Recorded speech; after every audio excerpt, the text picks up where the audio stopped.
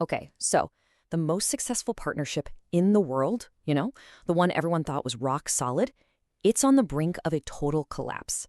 And it all kicked off with an absolutely wild statement from the President of the United States. Yeah, you heard that right. The President of the United States just accused China of a plot to take over Canada and somehow end ice hockey.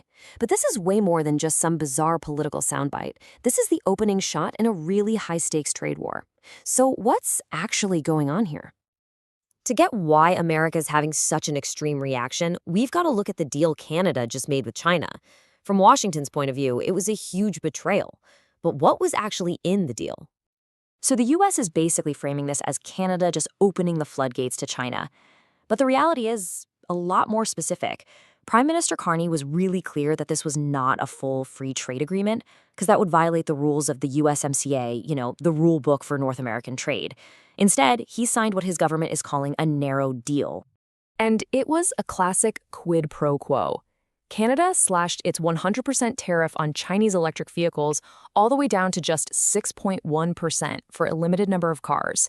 And in return, China dropped its crippling 84% tariff on Canadian canola, which unlocks a massive $4 billion market for Canadian farmers. So why on earth would they make this deal? Well, for Canada, it's pretty simple. It's about survival. After years of unpredictable tariffs from the US, they're just desperate to diversify their economy and become less dependent on a single and frankly unreliable partner. The US response to this? Well, let's just say subtle was not in the vocabulary. It was immediate. It was overwhelming. And it escalated this thing into a full-blown crisis. Okay, so the core of the American argument is this thing called the drop-off port theory. Washington believes this isn't just about some EVs. It's a Chinese strategy to use Canada as a backdoor to the US market, flooding it with subsidized goods and undercutting American jobs. And the American response? A threat to slap a 100% tariff on literally everything Canada sells to the US. The economic devastation from that would be just catastrophic. A 100% tariff could cause a 25% drop in Canada's GDP. I mean, that's not a recession, that's a full-blown economic collapse, threatening tens of thousands of jobs. But the pain wouldn't stop at the border. The US relies heavily on Canadian oil. A trade war like this could cause gas prices, especially in the Midwest, to spike by over $1 a gallon, pretty much overnight. This is a clear case of mutually assured economic destruction. But here's the twist.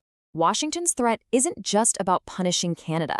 It's about setting the stage for a much bigger, long-term strategic play that they've been cooking up for a while. On February 2nd, just weeks after the Canada-China deal, the White House unveiled something called Project Vault, and it revealed a whole long-term American strategy. So Project Vault is a $12 billion program to create a strategic stockpile of minerals that are absolutely essential for future tech.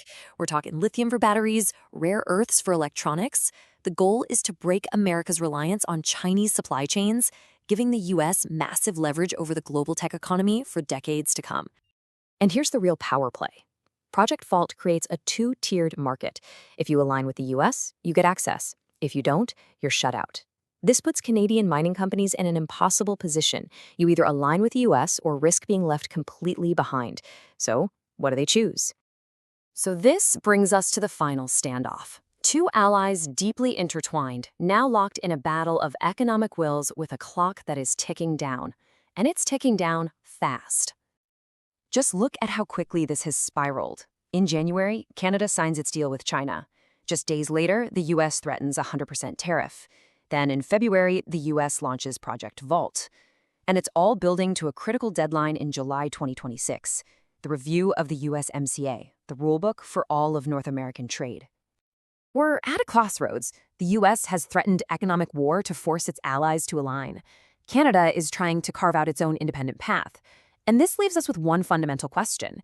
Is Canada just calling America's bluff, or are we actually witnessing the end of the most successful alliance of the modern era?